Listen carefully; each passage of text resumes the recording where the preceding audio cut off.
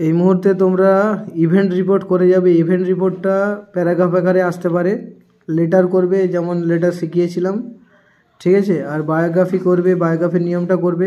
Paragraph গুলো যেগুলো দেওয়া আছে একটু দেখে নেবে।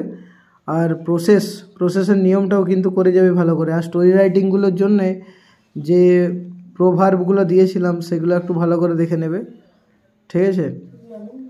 আর ইভেন্ট রিপোর্ট মানে স্কুলে কোনো একটা অনুষ্ঠান হয়েছে, সেই অনুষ্ঠানটা প্যারাগ্রাফ আকারে দিতে পারে, মানে ঠিক রিপোর্ট নয়, যেটা আমি আগেও বলেছি, সেই বিষয়টা তোমাদেরকে ভালো করে দেখে যেতে হবে, ঠিক আছে।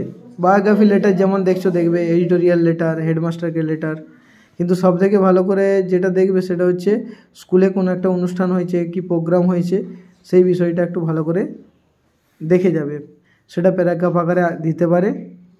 আর স্টোরি রাইটিংয়ের জন্য প্রভাবগুলো ভালো করে দেখবে, ঠিক আছে। আর একটাও কেউ ছেড়ে আসবে না, ছেড়ে এলে কিন্তু বিপদ হতে পারে। আর লিখে এলেই কিন্তু নাম্বার পেয়ে যাবে, কেউ ছেড়ে আসবে না, ঠিক আছে।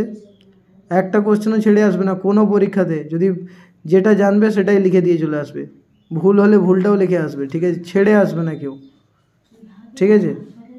একটা কিন্তু কেউ ছেড়ে আসবে না, ছেড়ে এলে বুঝতেই পারছো।